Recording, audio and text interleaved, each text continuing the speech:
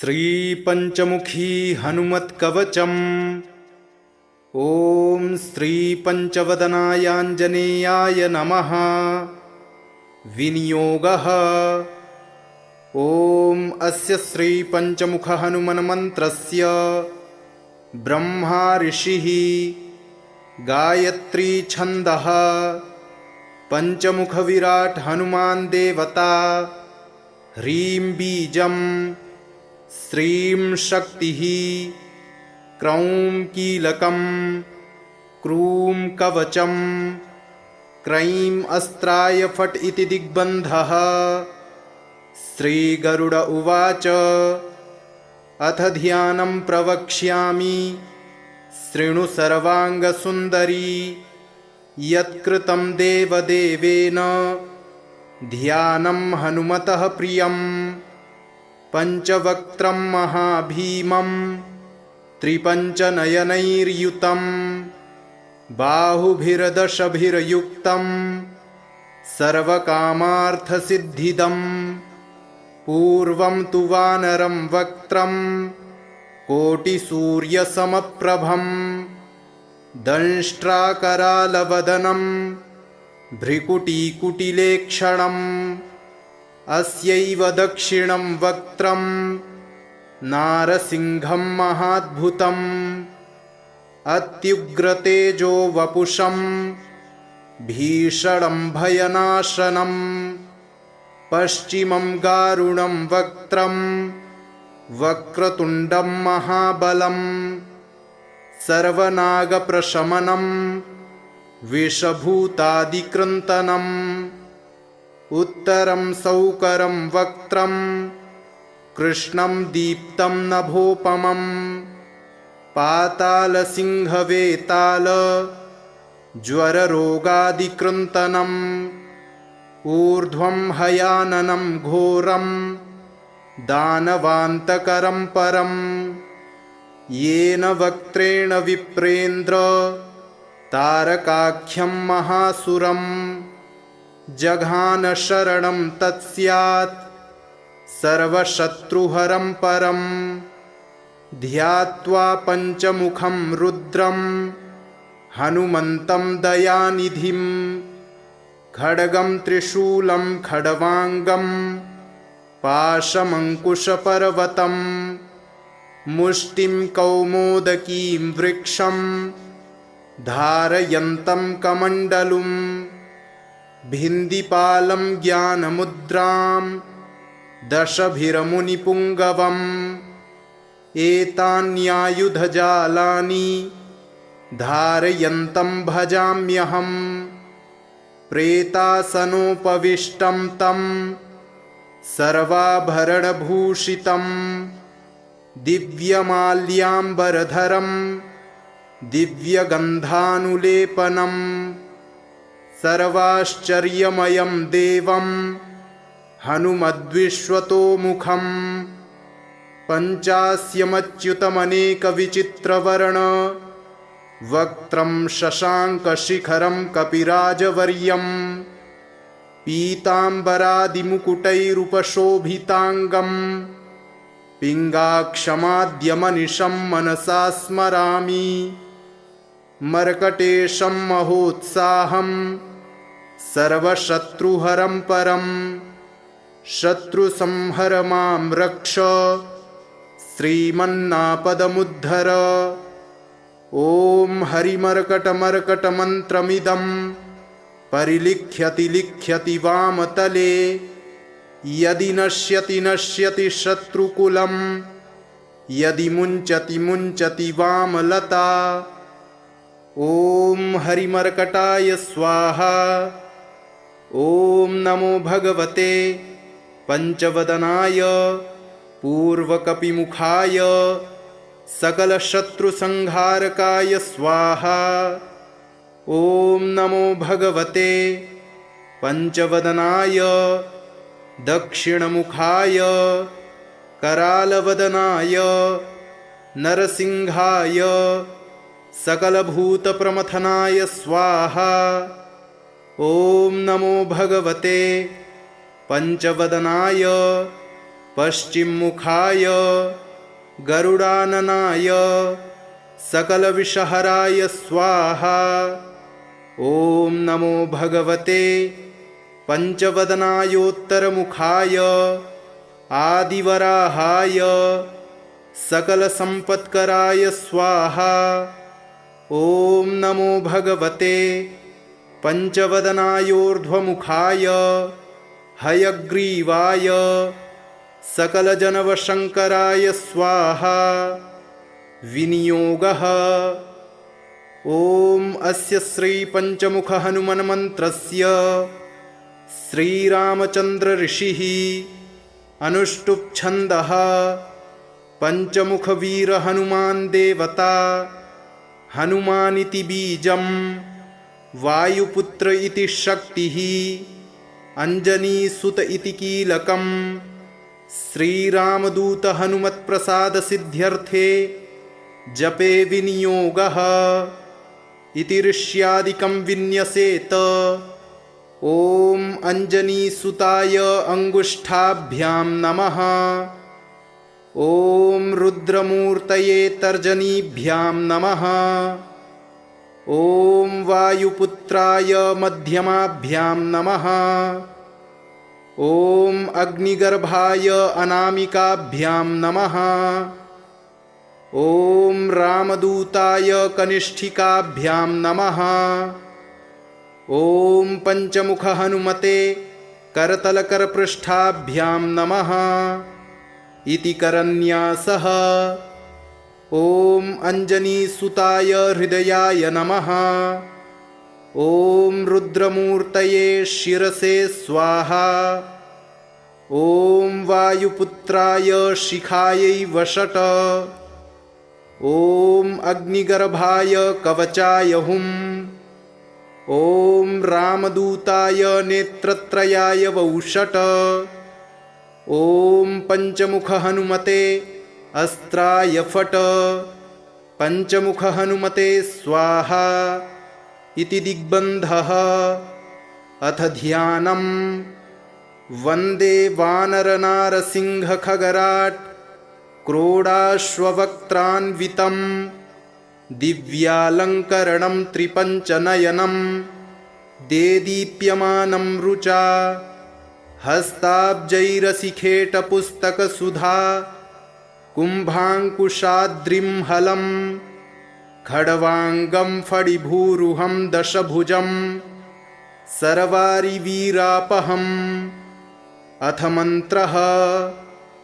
ॐ श्रीरामदूतायाञ्जनेयाय वायुपुत्राय महाबलपराक्रमाय सीतादुःखनिवारणाय लङ्कादहनकारणाय महाबलप्रचण्डाय फाल्गुनसखाय कोलाहलसकलब्रह्माण्डविश्वरूपाय सप्तसमुद्रनिर्लङ्घनाय पिङ्गलनयनायामितविक्रमाय सूर्यबिम्बफलसेवनाय दुष्टनिवारणाय दुष्टिनिरालङ्कृताय सञ्जीविनी सञ्जीविताङ्गद लक्ष्मणमहाकपिसैन्यप्राणदाय दशकण्ठविध्वंसनाय रामेष्टाय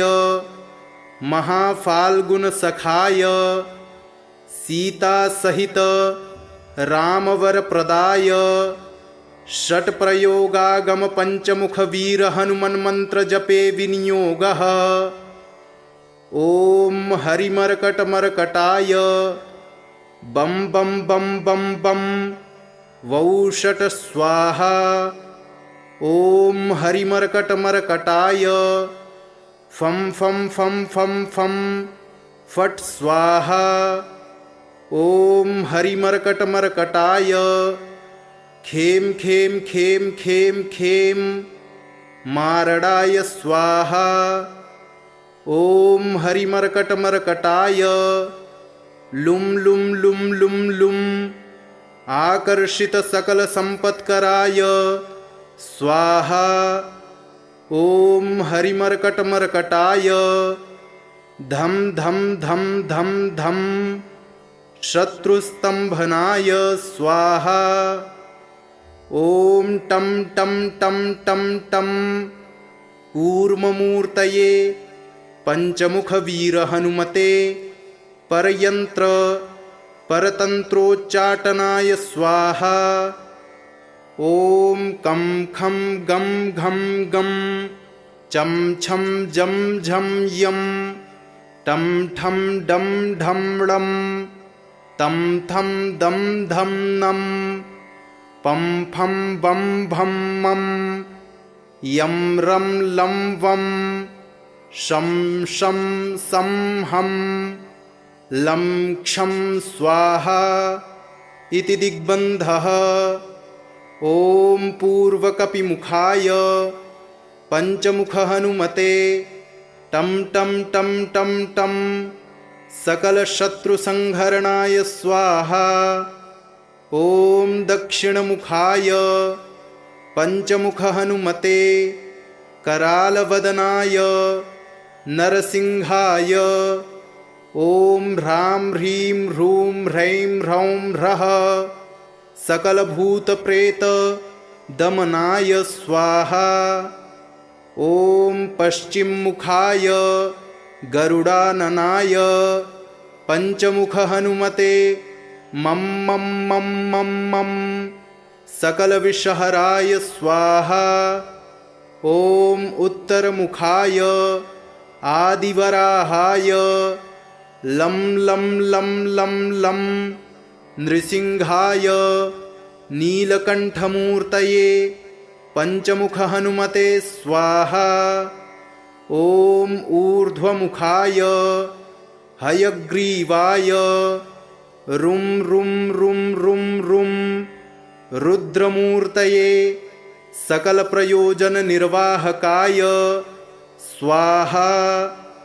ॐ अंजनीसुताय वायुपुत्राय महाबलाय सीताशोकनिवारणाय श्रीरामचन्द्रकृपापादुकाय महावीर्यप्रमथनाय ब्रह्माण्डनाथाय कामदाय पंचमुखवीरहनुमते स्वाहा।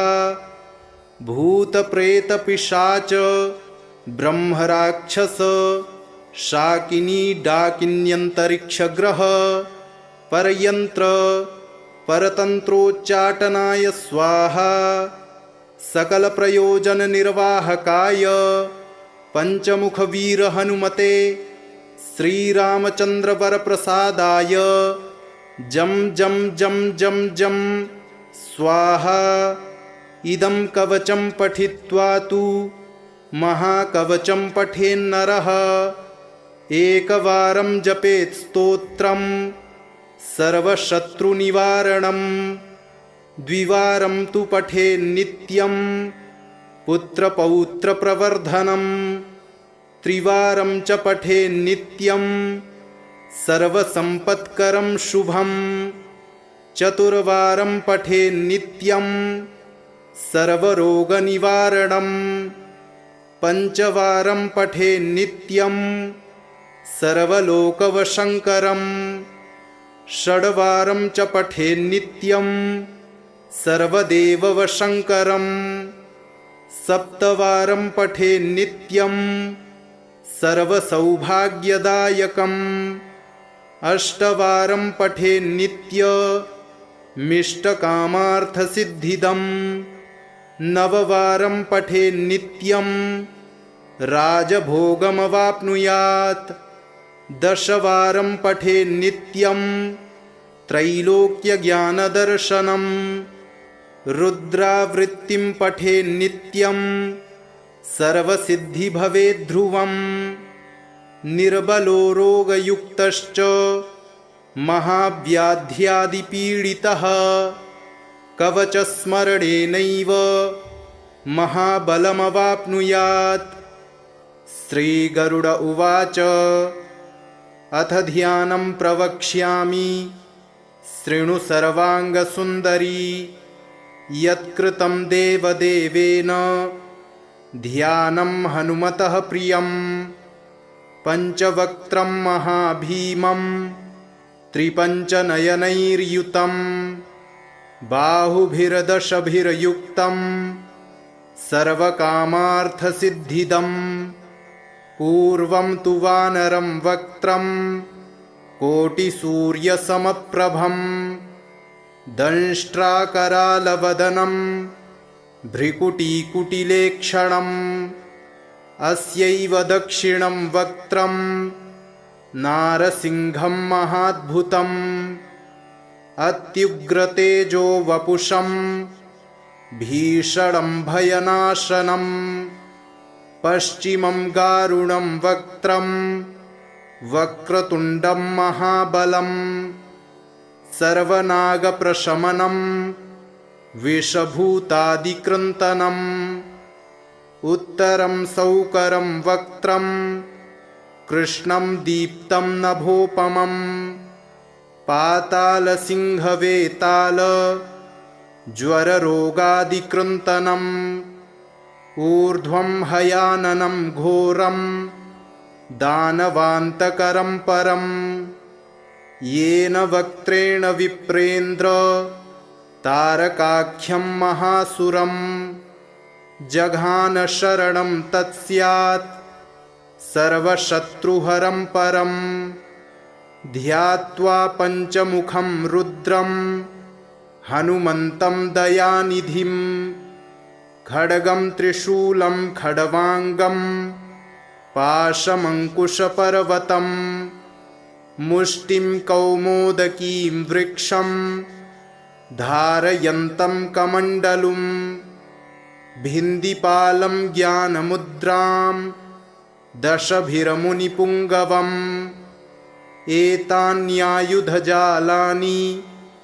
धारयन्तं भजाम्यहं प्रेतासनोपविष्टं तं सर्वाभरणभूषितं दिव्यमाल्याम्बरधरं दिव्यगन्धानुलेपनं सर्वाश्चर्यमयं देवं हनुमद्विश्वतोमुखं पञ्चास्यमच्युतमनेकविचित्रवर्ण वक्त्रं शशाङ्कशिखरं कपिराजवर्यं पीताम्बरादिमुकुटैरुपशोभिताङ्गं पिङ्गाक्षमाद्यमनिशं मनसा स्मरामि मर्कटेशं महोत्साहं सर्वशत्रुहरं परं शत्रुसंहर मां रक्ष श्रीमन्नापदमुद्धर ॐ हरिमर्कटमर्कटमन्त्रमिदं परिलिख्यति लिख्यति वामतले यदि नश्यति नश्यति शत्रुकुलं यदि मुञ्चति मुञ्चति वामलता ॐ हरिमर्कटाय स्वाहा। ॐ नमो भगवते पंचवदनाय पूर्वकपिमुखाय सकलशत्रुसंहारकाय स्वाहा। ॐ नमो भगवते पंचवदनाय दक्षिणमुखाय करालवदनाय नरसिंहाय सकलभूतप्रमथनाय स्वाहा। ॐ नमो भगवते पंचवदनाय पश्चिममुखाय गरुडाननाय सकलविषहराय स्वाहा। ॐ नमो भगवते पंचवदनायोत्तरमुखाय आदिवराहाय सकलसम्पत्कराय स्वाहा। ॐ नमो भगवते पंचवदनायोर्ध्वमुखाय हयग्रीवाय सकलजनवशङ्कराय स्वाहा। विनियोगः ॐ अस्य श्रीपञ्चमुखहनुमन्मन्त्रस्य श्रीरामचन्द्र ऋषिः अनुष्टुप् छन्दः पञ्चमुखवीरहनुमान् देवता हनुमानिति बीजं वायुपुत्र इति शक्तिः अंजनीसुत इति कीलकम् श्रीरामदूत हनुमत्प्रसाद सिद्ध्यर्थे जपे विनियोगः इति ऋष्यादिकं विन्यसेत। ॐ अंजनीसुताय अंगुष्ठाभ्यां नमः। ॐ रुद्रमूर्तये तर्जनीभ्यां नमः। ॐ वायुपुत्राय मध्यमाभ्यां नमः। ॐ अग्निगर्भाय अनामिकाभ्यां नमः। ॐ रामदूताय कनिष्ठिकाभ्यां नमः। ॐ पंचमुख हनुमते करतलकरपृष्ठाभ्यां नमः इति करन्यासः। ॐ अंजनीसुताय हृदयाय नमः। ॐ रुद्रमूर्तये शिरसे स्वाहा। ॐ वायुपुत्राय शिखायै वषट। ॐ अग्निगर्भाय कवचाय हुम्। ॐ रामदूताय नेत्रत्रयाय वौषट। ॐ पंचमुख हनुमते अस्त्राय फट। पंचमुख हनुमते स्वाहा इति दिग्बन्धः। अथ ध्यानम्। वन्दे वानरनारसिंहखगराट् क्रोडाश्ववक्त्रान्वितं दिव्यालङ्करणं त्रिपञ्चनयनं देदीप्यमानं रुचा हस्ताब्जैरसिखेटपुस्तकसुधा कुम्भाङ्कुशाद्रिं हलं खड्वाङ्गं फणिभूरुहं दशभुजं सर्वारिवीरापहम्। अथ मन्त्रः।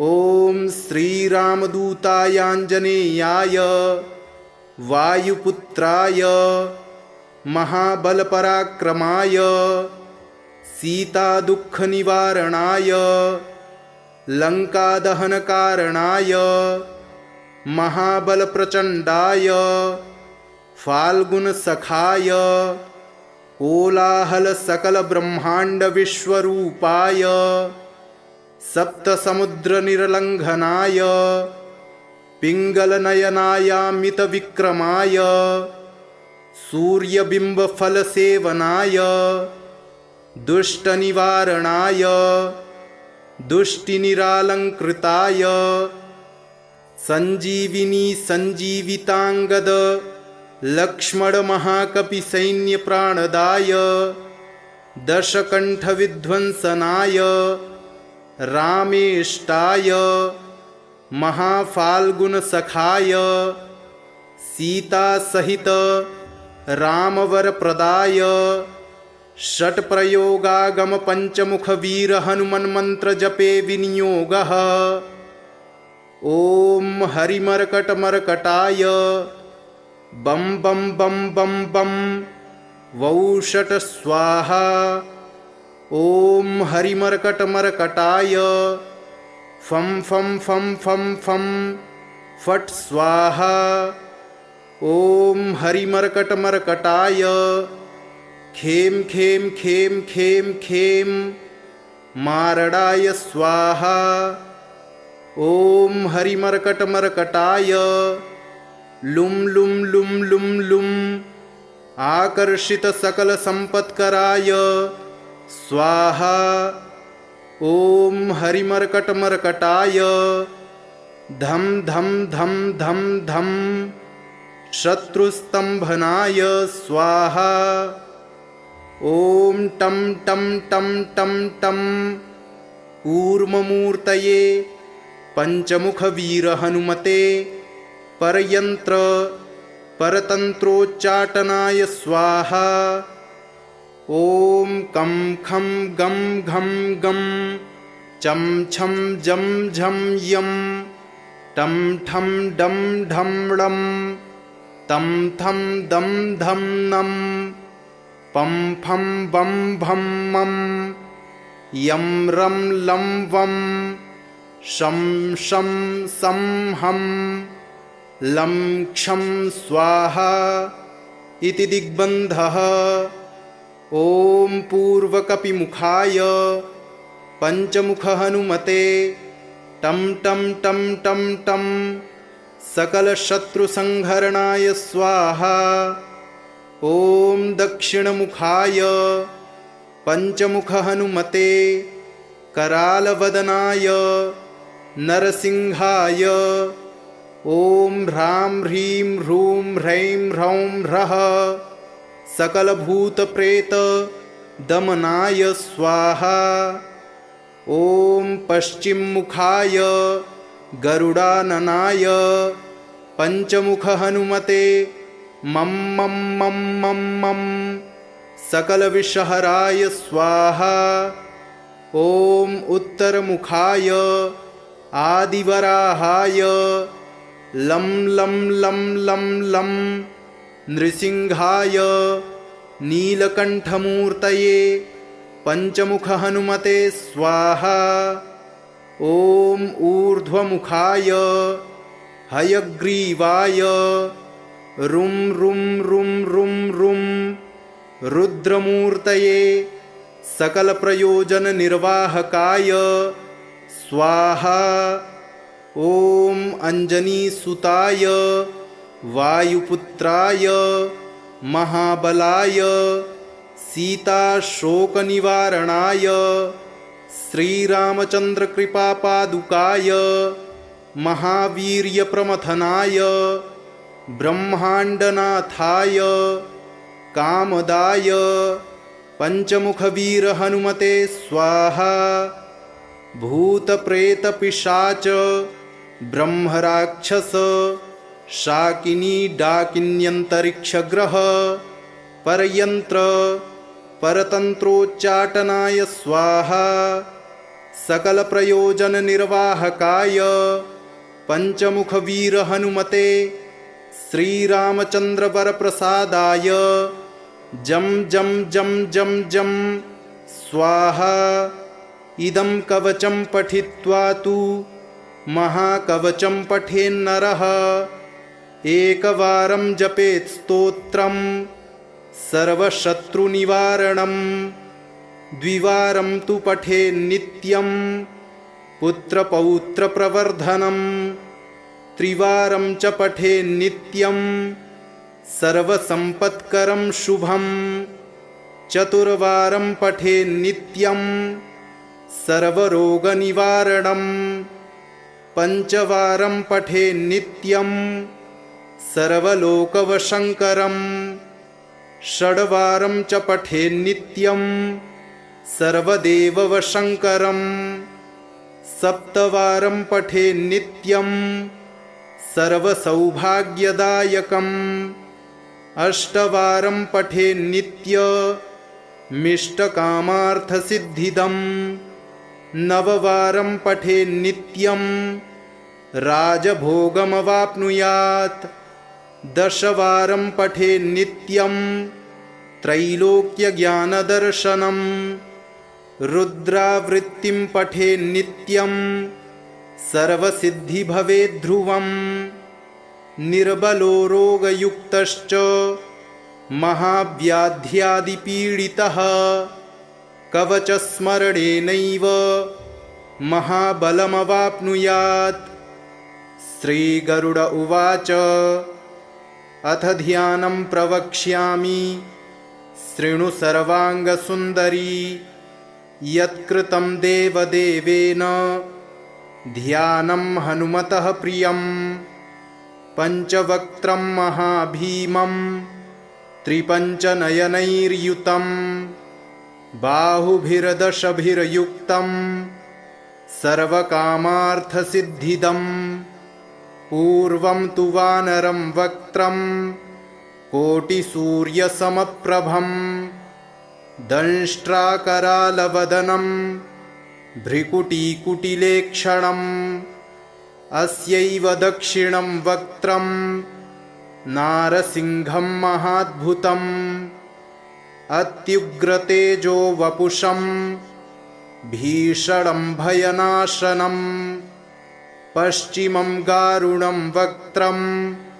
वक्रतुण्डं महाबलं सर्वनागप्रशमनं विषभूतादिकृन्तनम् उत्तरं सौकरं वक्त्रं कृष्णं दीप्तं नभोपमं पातालसिंहवेताल ज्वररोगादिकृन्तनम् ऊर्ध्वं हयाननं घोरं दानवान्तकरं परं येन वक्त्रेण विप्रेन्द्र तारकाख्यं महासुरं जघान शरणं तत्स्यात् सर्वशत्रुहरं परं ध्यात्वा पञ्चमुखं रुद्रं हनुमन्तं दयानिधिं खड्गं त्रिशूलं खड्वाङ्गं पाशमङ्कुशपर्वतं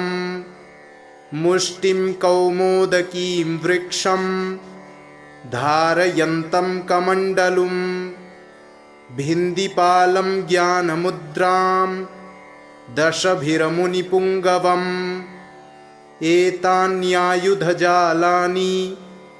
धारयन्तं भजाम्यहम् प्रेतासनोपविष्टं तं सर्वाभरणभूषितं दिव्यमाल्याम्बरधरं दिव्यगन्धानुलेपनं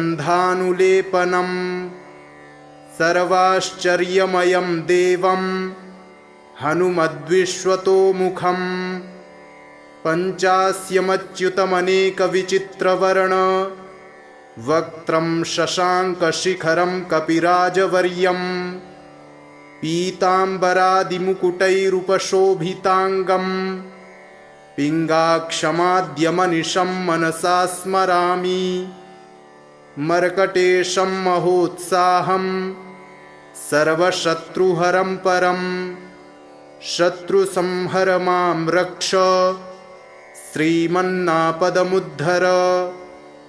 ॐ हरिमर्कटमर्कटमन्त्रमिदं परिलिख्यति लिख्यति वामतले यदि नश्यति नश्यति शत्रुकुलं यदि मुञ्चति मुञ्चति वामलता। ॐ हरिमर्कटाय स्वाहा। ॐ नमो भगवते पंचवदनाय पूर्वकपिमुखाय सकलशत्रुसंहारकाय स्वाहा।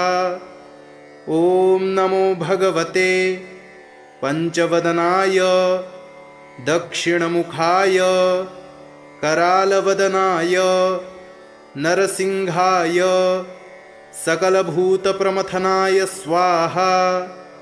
ॐ नमो भगवते पंचवदनाय पश्चिममुखाय गरुडाननाय सकलविषहराय स्वाहा। ॐ नमो भगवते पंचवदनायोत्तरमुखाय आदिवराहाय सकलसम्पत्कराय स्वाहा। ॐ नमो भगवते पंचवदनायोर्ध्वमुखाय हयग्रीवाय सकलजनवशङ्कराय स्वाहा। विनियोगः।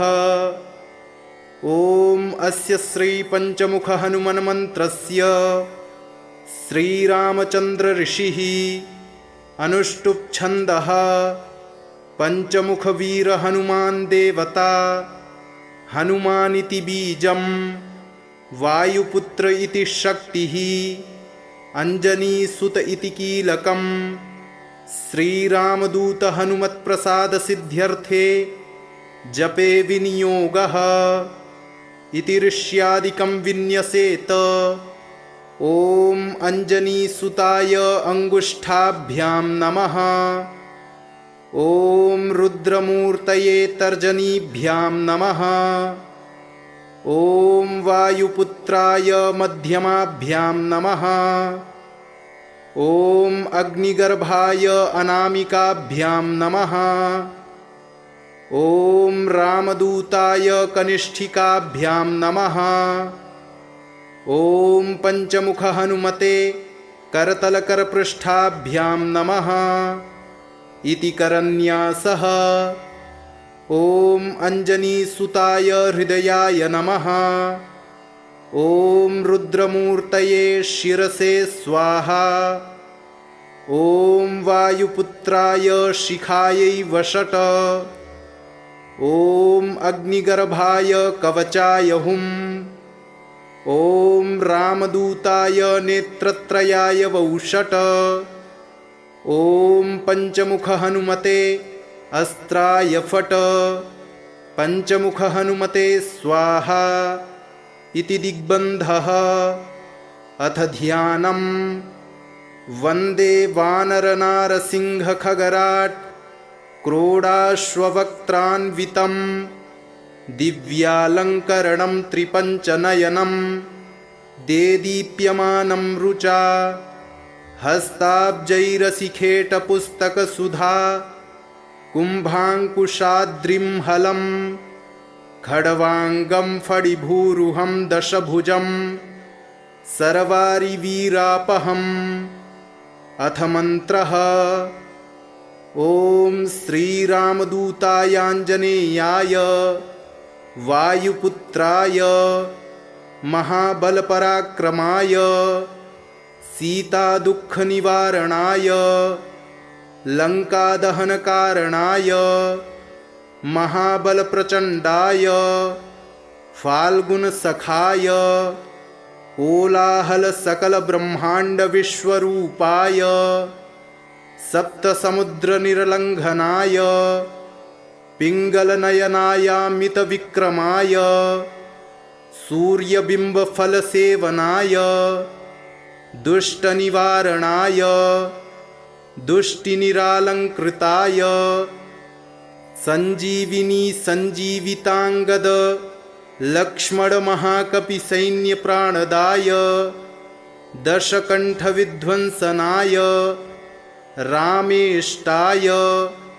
महाफाल्गुनसखाय सीतासहित रामवरप्रदाय षट्प्रयोगागमपञ्चमुखवीरहनुमन्मन्त्रजपे विनियोगः। ॐ हरिमर्कटमर्कटाय बं बं बं बं बं वौषट स्वाहा। ॐ हरिमर्कटमर्कटाय फं फं फं फं फं फट् स्वाहा। ॐ हरिमर्कटमर्कटाय खें खें खें खें खें मारडाय स्वाहा। ॐ हरिमर्कटमर्कटाय लुं लुं लुं लुं लुं आकर्षितसकलसम्पत्कराय स्वाहा। ॐ हरिमर्कटमर्कटाय धं धं धं धं धं शत्रुस्तम्भनाय स्वाहा। ॐ टं टं टं टं टं कूर्ममूर्तये पंचमुखवीरहनुमते परयन्त्र परतन्त्रोच्चाटनाय स्वाहा। ॐ कं खं गं घं गं चं छं जं झं यं टं ठं डं ढं ळं तं थं दं धं नं पं फं बं भं मं यं रं लं वं शं शं सं हं लं क्षं स्वाहा इति दिग्बन्धः। ॐ पूर्वकपिमुखाय पंचमुखहनुमते टं टं टं टं टं सकलशत्रुसंहरणाय स्वाहा। ॐ दक्षिणमुखाय पंचमुखहनुमते करालवदनाय नरसिंहाय ॐ ह्रां ह्रीं ह्रूं ह्रैं ह्रौं ह्रः सकलभूतप्रेत दमनाय स्वाहा। ॐ पश्चिममुखाय गरुडाननाय पंचमुखहनुमते मं मं मं मं मं सकलविषहराय स्वाहा। ॐ उत्तरमुखाय आदिवराहाय लं लं लं लं लं नृसिंहाय नीलकण्ठमूर्तये पञ्चमुख हनुमते स्वाहा। ॐ ऊर्ध्वमुखाय हयग्रीवाय रुं रुं रुं रुं रुं रुद्रमूर्तये सकलप्रयोजननिर्वाहकाय स्वाहा। ॐ अञ्जनीसुताय वायुपुत्राय महाबलाय सीताशोकनिवारणाय श्रीरामचन्द्रकृपापादुकाय महावीर्यप्रमथनाय ब्रह्माण्डनाथाय कामदाय पञ्चमुखवीरहनुमते स्वाहा। भूतप्रेतपिशाच ब्रह्मराक्षस शाकिनी डाकिन्यन्तरिक्षग्रह परयन्त्र परतन्त्रोच्चाटनाय स्वाहा। सकलप्रयोजननिर्वाहकाय पञ्चमुखवीरहनुमते श्रीरामचन्द्रवरप्रसादाय जं जं जं जं जं स्वाहा।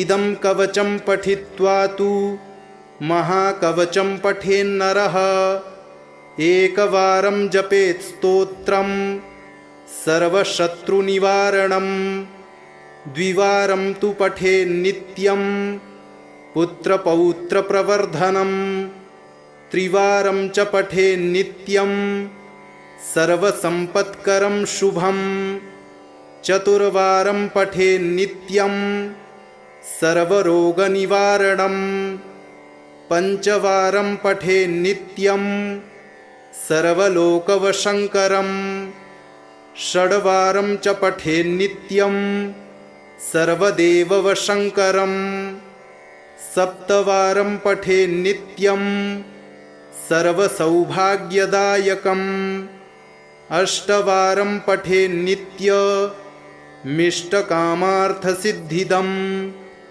नववारं पठेन्नित्यं राजभोगमवाप्नुयात् दशवारं पठेन्नित्यं त्रैलोक्यज्ञानदर्शनं रुद्रावृत्तिं पठेन्नित्यं सर्वसिद्धिभवेद्ध्रुवम् निर्बलो रोगयुक्तश्च महाव्याध्यादिपीडितः कवचस्मरणेनैव महाबलमवाप्नुयात्। श्रीगरुड उवाच अथ ध्यानं प्रवक्ष्यामि शृणु सर्वाङ्गसुन्दरी यत्कृतं देवदेवेन ध्यानं हनुमतः प्रियं पञ्चवक्त्रं महाभीमं त्रिपञ्चनयनैर्युतं बाहुभिर्दशभिर्युक्तं सर्वकामार्थसिद्धिदम् पूर्वं तु वानरं वक्त्रं कोटिसूर्यसमप्रभं दंष्ट्राकरालवदनं भ्रिकुटीकुटिलेक्षणम् अस्यैव दक्षिणं वक्त्रं नारसिंहं महाद्भुतम् अत्युग्रतेजो वपुषं भीषणं भयनाशनं पश्चिमं गारुणं वक्त्रं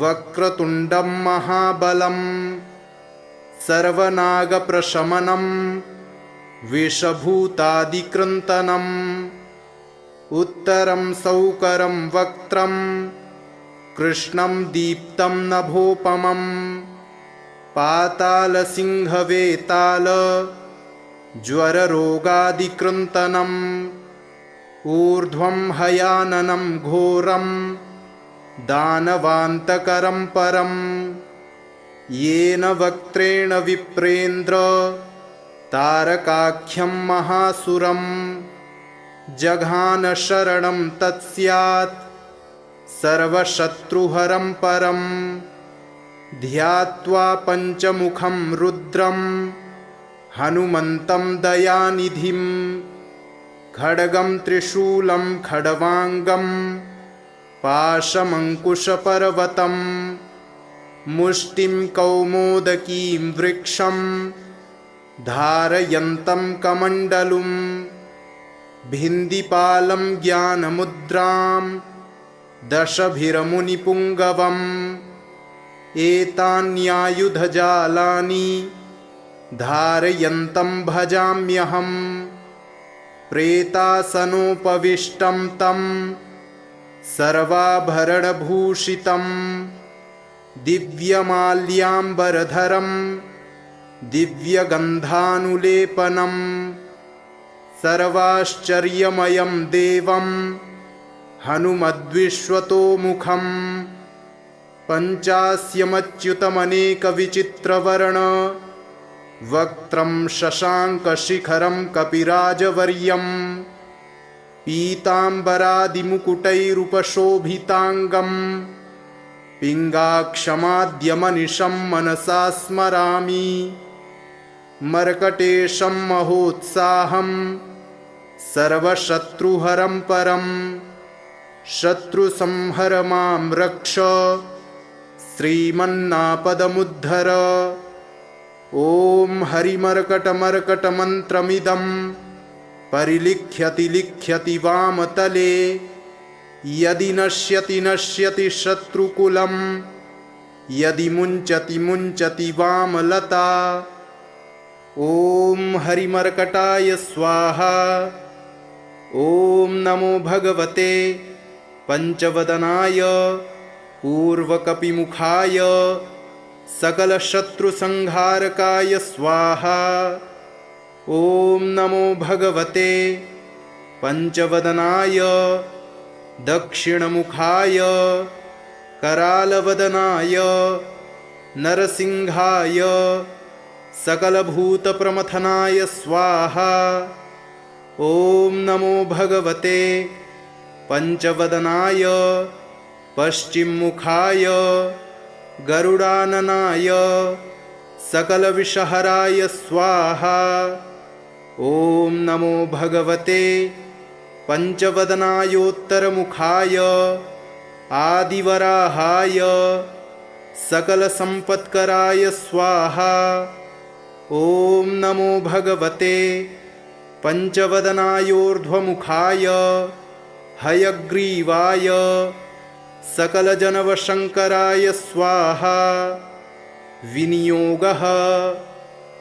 ॐ अस्य श्रीपञ्चमुखहनुमन्मन्त्रस्य श्रीरामचन्द्रऋषिः अनुष्टुप्छन्दः पञ्चमुखवीरहनुमान् देवता हनुमानिति बीजं वायुपुत्र इति शक्तिः अञ्जनीसुत इति कीलकम् श्रीरामदूत हनुमत्प्रसादसिद्ध्यर्थे जपे विनियोगः इति ऋष्यादिकं विन्यसेत।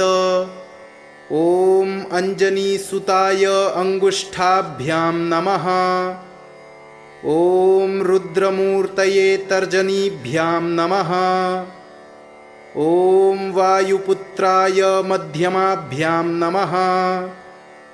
ॐ अग्निगर्भाय अनामिकाभ्यां नमः। ॐ रामदूताय कनिष्ठिकाभ्यां नमः। ॐ पंचमुखहनुमते करतलकरपृष्ठाभ्यां नमः इति करन्यासः। ॐ अञ्जनीसुताय हृदयाय नमः। ॐ रुद्रमूर्तये शिरसे स्वाहा। ॐ वायुपुत्राय शिखायै वषट। ॐ अग्निगर्भाय कवचाय हुम्। ॐ रामदूताय नेत्रत्रयाय वौषट। ॐ पंचमुखहनुमते अस्त्राय फट। पंचमुखहनुमते स्वाहा इति दिग्बन्धः। अथ ध्यानम्। वन्दे वानरनारसिंहखगराट् क्रोडाश्ववक्त्रान्वितं दिव्यालङ्करणं त्रिपञ्चनयनं देदीप्यमानं रुचा हस्ताब्जैरसिखेटपुस्तकसुधा कुम्भाङ्कुशाद्रिं हलं खड्वाङ्गं फणिभूरुहं दशभुजं सर्वारिवीरापहम्। अथ मन्त्रः।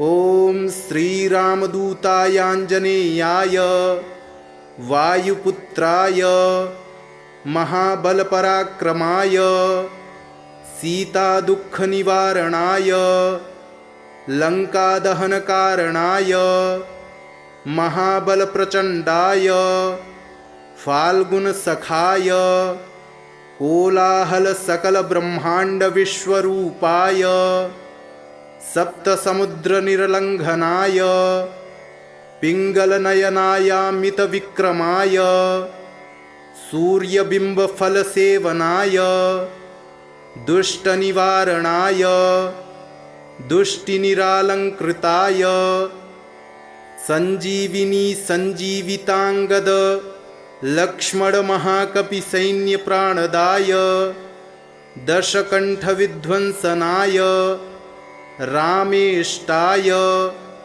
महाफाल्गुनसखाय सीतासहित रामवरप्रदाय षट्प्रयोगागमपञ्चमुखवीरहनुमन्मन्त्रजपे विनियोगः।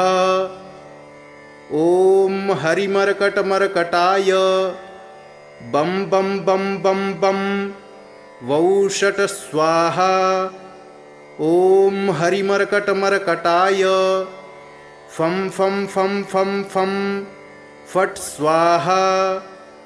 ॐ हरिमर्कटमर्कटाय खें खें खें खें खें मारडाय स्वाहा। ॐ हरिमर्कटमर्कटाय लुं लुं लुं लुं लुं आकर्षितसकलसम्पत्कराय स्वाहा। ॐ हरिमर्कटमर्कटाय धं धं धं धं धं शत्रुस्तम्भनाय स्वाहा। ॐ टं टं टं टं टं कूर्ममूर्तये पञ्चमुखवीरहनुमते परयन्त्र परतन्त्रोच्चाटनाय स्वाहा। ॐ कं खं गं घं गं चं छं जं झं यं टं ठं डं ढं ळं तं थं दं धं नं पं फं बं भं मं यं रं लं वं शं शं सं हं लं क्षं स्वाहा इति दिग्बन्धः। ॐ पूर्वकपिमुखाय पञ्चमुखहनुमते टं टं टं टं टं सकलशत्रुसंहरणाय स्वाहा। ॐ दक्षिणमुखाय पञ्चमुखहनुमते करालवदनाय नरसिंहाय ॐ ह्रां ह्रीं ह्रूं ह्रैं ह्रौं ह्रः सकलभूतप्रेतदमनाय स्वाहा। ॐ पश्चिममुखाय गरुडाननाय पञ्चमुखहनुमते मं मं मं मं मं सकलविषहराय स्वाहा। ॐ उत्तरमुखाय आदिवराहाय लं लं लं लं लं नृसिंहाय नीलकण्ठमूर्तये पञ्चमुखहनुमते स्वाहा। ॐ ऊर्ध्वमुखाय हयग्रीवाय रुं रुं रुं रुं रुं रुद्रमूर्तये सकलप्रयोजननिर्वाहकाय स्वाहा। ॐ अञ्जनीसुताय वायुपुत्राय महाबलाय सीताशोकनिवारणाय श्रीरामचन्द्रकृपापादुकाय महावीर्यप्रमथनाय ब्रह्माण्डनाथाय कामदाय पंचमुखवीर हनुमते स्वाहा। भूतप्रेतपिशाच ब्रह्मराक्षस शाकिनी डाकिन्यन्तरिक्षग्रह परयंत्र परतंत्रोच्चाटनाय स्वाहा। सकल प्रयोजन निर्वाहकाय पंचमुखवीर हनुमते श्रीरामचंद्र वरप्रसादाय जम जम जम जम जम स्वाहा। इदं कवचं पठित्वा तु महाकवचं पठेन्नरः एकवारं जपेत् स्तोत्रं सर्वशत्रुनिवारणं। द्विवारं तु पठेन्नित्यं पुत्रपौत्रप्रवर्धनं। त्रिवारं च पठेन्नित्यं सर्वसम्पत्करं शुभं। चतुर्वारं पठेन्नित्यं सर्वरोगनिवारणं। पंचवारं पठेन्नित्यं सर्वलोकवशङ्करं। षड्वारं च पठेन्नित्यं सर्वदेववशङ्करं। सप्तवारं पठेन्नित्यं सर्वसौभाग्यदायकम्।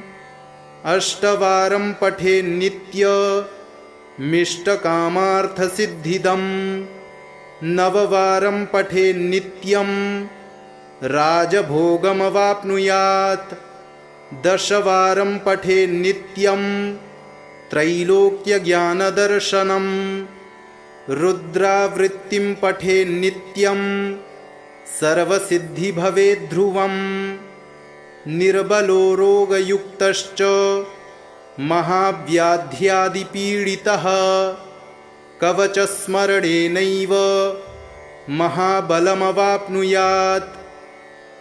श्रीगरुड उवाच अथ ध्यानं प्रवक्ष्यामि शृणु सर्वाङ्गसुन्दरी। यत्कृतं देवदेवेन ध्यानं हनुमतः प्रियं। पञ्चवक्त्रं महाभीमं त्रिपञ्चनयनैर्युतं। बाहुभिर्दशभिर्युक्तं सर्वकामार्थसिद्धिदम्। पूर्वं तु वानरं वक्त्रं कोटिसूर्यसमप्रभं। दंष्ट्राकरालवदनं भ्रिकुटीकुटिलेक्षणम्। अस्यैव दक्षिणं वक्त्रं नारसिंहं महाद्भुतम्। अत्युग्रतेजो वपुषं भीषणं भयनाशनम्। पश्चिमं गारुणं वक्त्रं वक्रतुण्डं महाबलम्।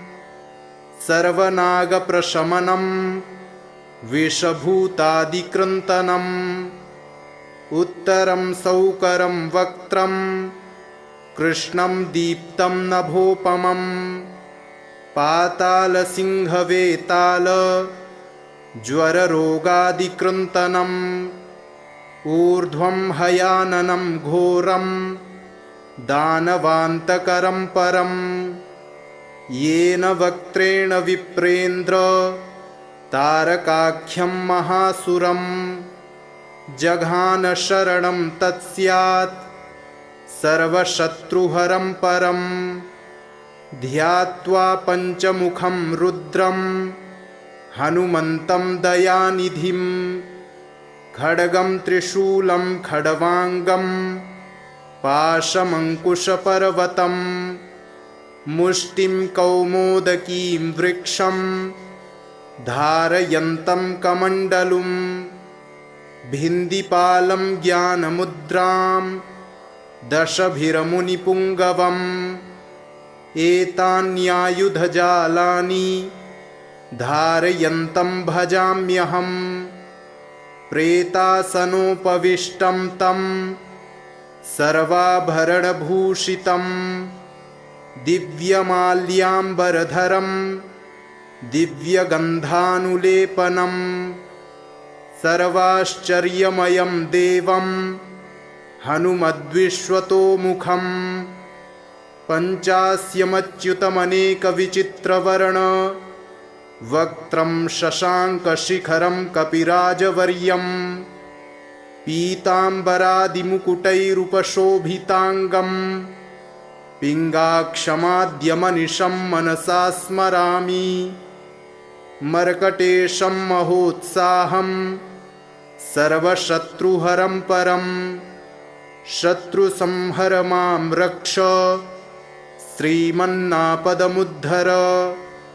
ॐ हरिमर्कटमर्कटमन्त्रमिदं परिलिख्यति लिख्यति वामतले यदि नश्यति नश्यति शत्रुकुलं यदि मुञ्चति मुञ्चति वामलता। ॐ हरिमर्कटाय स्वाहा। ॐ नमो भगवते पंचवदनाय पूर्वकपिमुखाय सकलशत्रुसंहारकाय स्वाहा। ॐ नमो भगवते पंचवदनाय दक्षिणमुखाय करालवदनाय नरसिंहाय सकलभूतप्रमथनाय स्वाहा। ॐ नमो भगवते पंचवदनाय पश्चिममुखाय गरुडाननाय सकलविषहराय स्वाहा। ॐ नमो भगवते पंचवदनायोत्तरमुखाय आदिवराहाय सकलसम्पत्कराय स्वाहा। ॐ नमो भगवते पंचवदनायोर्ध्वमुखाय हयग्रीवाय सकलजनवशङ्कराय स्वाहा। विनियोगः। ॐ अस्य श्रीपञ्चमुखहनुमन्मन्त्रस्य श्रीरामचन्द्रऋषिः अनुष्टुप्छन्दः पञ्चमुखवीरहनुमान् देवता हनुमानिति बीजं वायुपुत्र इति शक्तिः अंजनीसुत इति कीलकं श्रीरामदूत हनुमत्प्रसादसिद्ध्यर्थे जपे विनियोगः इति ऋष्यादिकं विन्यसेत। ॐ अंजनीसुताय अंगुष्ठाभ्यां नमः। ॐ रुद्रमूर्तये तर्जनीभ्यां नमः। ॐ वायुपुत्राय मध्यमाभ्यां नमः। ॐ अग्निगर्भाय अनामिकाभ्यां नमः। ॐ रामदूताय कनिष्ठिकाभ्यां नमः। ॐ पंचमुखहनुमते करतलकरपृष्ठाभ्यां नमः इति करन्यासः।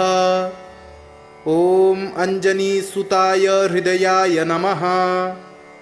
ॐ रुद्रमूर्तये शिरसे स्वाहा। ॐ वायुपुत्राय शिखायै वषट। ॐ अग्निगर्भाय कवचाय हुम्। ॐ रामदूताय नेत्रत्रयाय वौषट। ॐ पंचमुखहनुमते अस्त्राय फट। पंचमुखहनुमते स्वाहा इति दिग्बन्धः। अथ ध्यानम्। वन्दे वानरनारसिंहखगराट् क्रोडाश्ववक्त्रान्वितं दिव्यालङ्करणं त्रिपञ्चनयनं देदीप्यमानं रुचा हस्ताब्जैरसिखेटपुस्तकसुधा कुम्भाङ्कुशाद्रिं हलं खड्वाङ्गं फणिभूरुहं दशभुजं सर्वारिवीरापहम्। अथ मन्त्रः।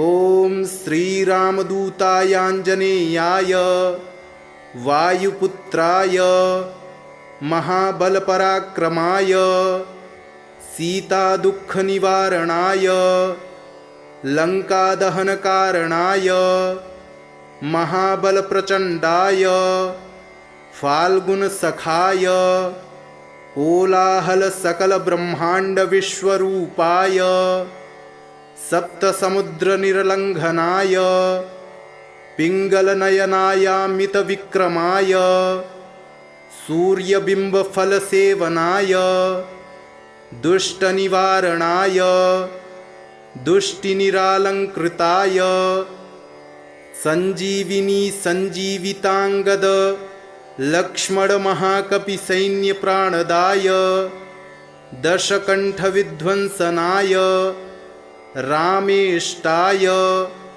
महाफाल्गुनसखाय सीतासहित रामवरप्रदाय षट्प्रयोगागमपञ्चमुखवीरहनुमन्मन्त्रजपे विनियोगः। ॐ हरिमर्कटमर्कटाय बं बं बं बं बं वौषट स्वाहा।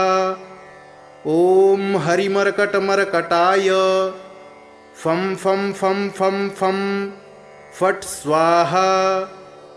ॐ हरिमर्कटमर्कटाय खें खें खें खें खें मारणाय स्वाहा।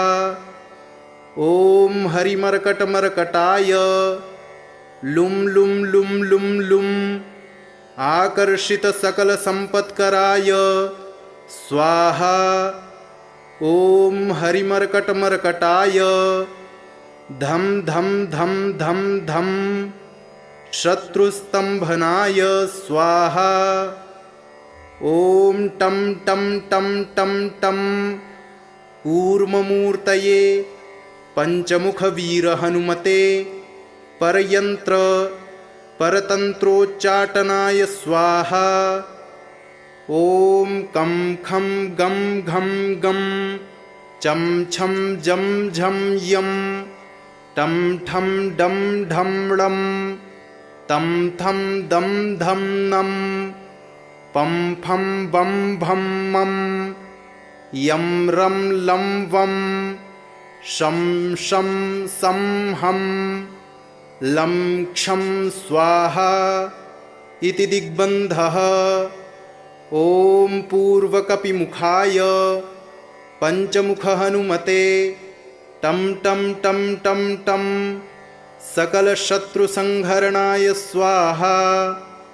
ॐ दक्षिणमुखाय पञ्चमुखहनुमते करालवदनाय नरसिंहाय ॐ ह्रां ह्रीं ह्रूं ह्रैं ह्रौं ह्रः सकलभूतप्रेतदमनाय स्वाहा।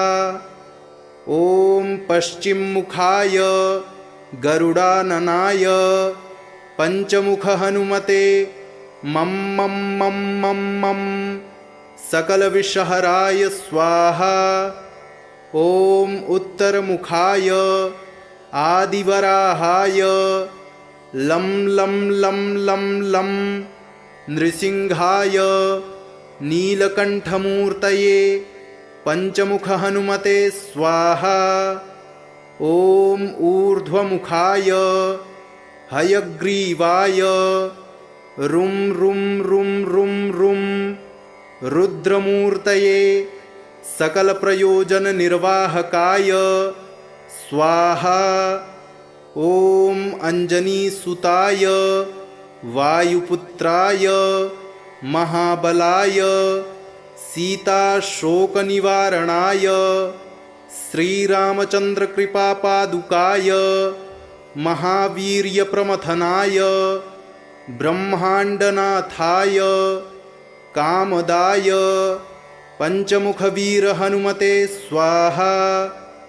भूतप्रेतपिशाच ब्रह्मराक्षस शाकिनी डाकिन्यन्तरिक्षग्रह परयन्त्र परतन्त्रोच्चाटनाय स्वाहा। सकलप्रयोजननिर्वाहकाय पञ्चमुखवीरहनुमते श्रीरामचन्द्रवरप्रसादाय जं जं जं जं जं स्वाहा। इदं कवचं पठित्वा तु महाकवचं पठेन्नरः एकवारं जपेत् स्तोत्रं सर्वशत्रुनिवारणं द्विवारं तु पठेन्नित्यं पुत्रपौत्रप्रवर्धनं त्रिवारं च पठे नित्यं सर्वसम्पत्करं शुभं चतुर्वारं पठे नित्यं सर्वरोगनिवारणं पञ्चवारं पठे नित्यं सर्वलोकवशङ्करं षड्वारं च पठे नित्यं सर्वदेववशङ्करं सप्तवारं पठे नित्यं सर्वसौभाग्यदायकम् अष्टवारं पठे नित्यमिष्टकामार्थसिद्धिदम् नववारं पठे नित्यं राजभोगमवाप्नुयात् दशवारं पठे नित्यं त्रैलोक्यज्ञानदर्शनं रुद्रावृत्तिं पठे नित्यं सर्वसिद्धि भवेद्ध्रुवम् निर्बलो रोगयुक्तश्च महाव्याध्यादिपीडितः कवचस्मरणेनैव महाबलमवाप्नुयात् इति श्री सुदर्शनसंहितायां श्रीरामचन्द्रसीताप्रोक्तं श्रीपञ्चमुखहनुमत्कवचं सम्पूर्णम्।